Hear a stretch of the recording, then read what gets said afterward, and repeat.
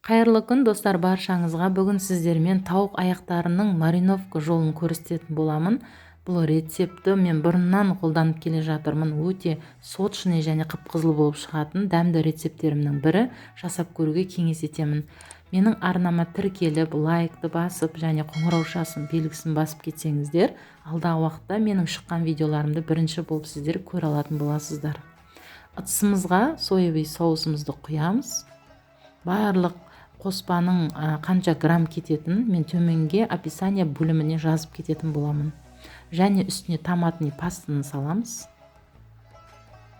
Және медымызды саламыз. Бізде мед, натуральный мед болуы қажет. Ол өте маңызды. Сол кезде біздің тауық аяқтарымызда піскеннен кейін жеген кезде кәдімгі медтің дәмі сезілетін болады. Осы үш қоспамызды медті жақсылап ерігенше жақсылап араластырып аламыз.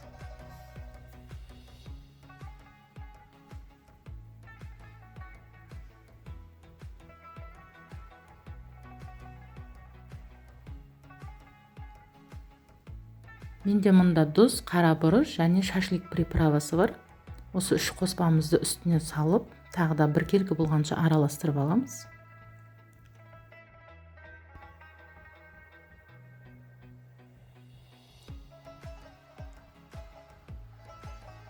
Және бір пиязымызды осылай майдалап турап үстіне салатын боламыз.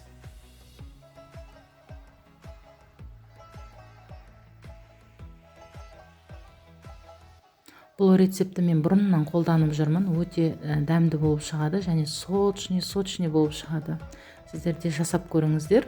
Бізде осындай тауық та болады, тауықтың осындай аяқтары да болады. Барлық тауықтың аяқтарын жуып тазалап, үстіне осы дайындаған мариновкамызды үстіне салып, 2 сағатқа тоңазытқышқа салып қоямыз. Бізде 2 сағат мариновкада тұруы қажет. Сол кезде толықтай мариновкасы сіңеді. Барлығын біркелкі етіп осылай араластырып, бетін жауып 2 сағатқа қойып қоятын боламыз.